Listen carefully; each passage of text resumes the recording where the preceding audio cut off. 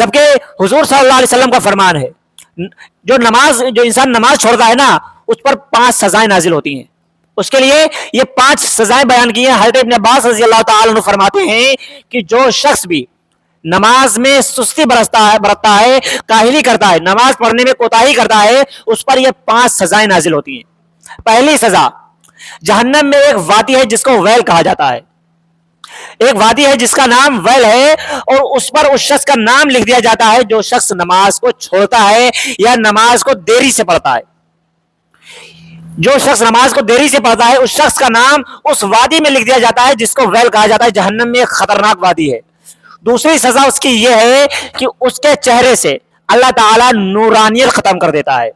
اس کے چہرے سے نیک لوگوں کی نورانیت ختم ہو جاتی ہے اور اس کی عمر اللہ تعالیٰ کم کر دیتا ہے.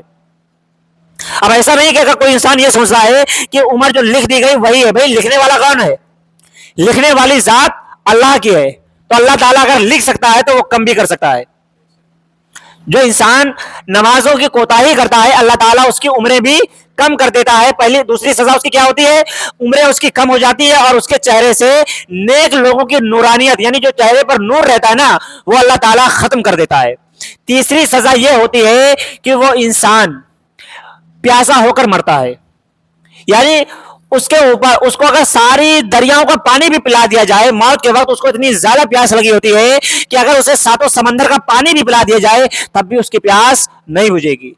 چوتھی سزا اس کی یہ ہوتی ہے کہ وہ انسان بھوکا ہو کر مرتا ہے.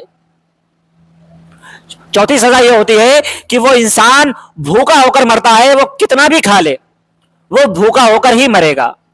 پانچویں سزا کے بارے میں بتایا جاتا ہے کہ یہ ہوتی ہے کہ وہ انسان اس کو کلمے کی توفیق نہیں ملتی ہے. آپ سوچیں ذرا کہ اگر یہ سزائیں ہم پر مسلط کر دی گئی ہیں، یہ وہ سزائیں ہیں جو دنیا میں ہی بیان کر دی گئی ہیں کہ یہ نماز چھوڑنے والوں پر دنیا میں ہی یہ عذاب، یہ سزائیں اس کو ملیں گی. آخرت میں جو چیزیں ہیں وہ ملتی رہیں گی.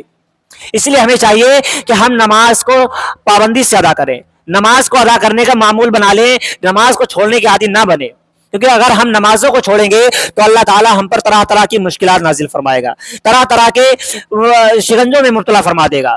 آپ ہی بتائیں، جیسا کہ آپ لوگوں نے دیکھا ہوگا کہ پہلے، اب تو بہت کم لوگ بکریاں رکھتے ہیں، پہلے جب بہت سارے ریوڑ بکریاں ان کے ساتھ میں ایک کتا بھی رہتا تھا.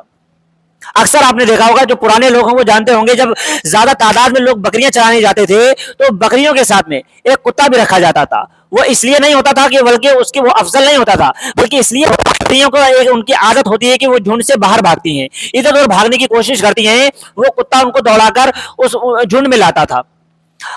اب یہی چیز اللہ تعالیٰ ہم پر کر رہا ہے. جب ہم اللہ تعالیٰ کے بتائے ہوئے راستے سے غافل ہو جاتے ہیں نا تو اللہ تعالیٰ نے ہم پر یہ ظالم حکمران مسلط کر دیے. جس طرح سے وہ بکریوں والا اس کتے کو رکھتا تھا اسی طرح اللہ تعالیٰ نے ہم پر ظالم حکمران کو مسلط کر دیا ہے.